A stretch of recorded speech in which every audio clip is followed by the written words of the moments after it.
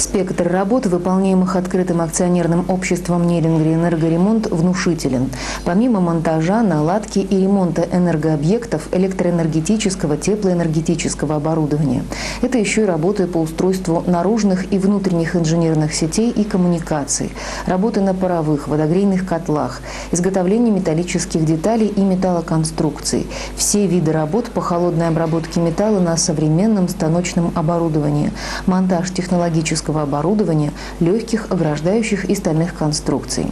Когда на строящемся объекте еще нет строительной готовности, значительная часть работ переносится на монтажно-заготовительный участок. Это позволяет, во-первых, повысить производительность труда, а во-вторых, сократить сроки производства монтажных и ремонтных работ.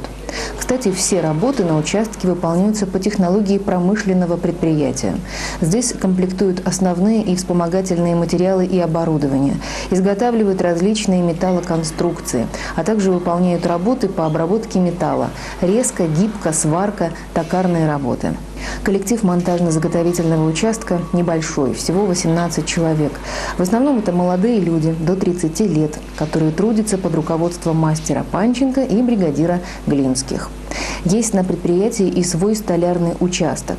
Здесь изготавливают товары, более понятные простому обывателю. Квартирные и подъездные двери, решетки на окна, стеллажи, верстаки, малые архитектурные формы и многое другое.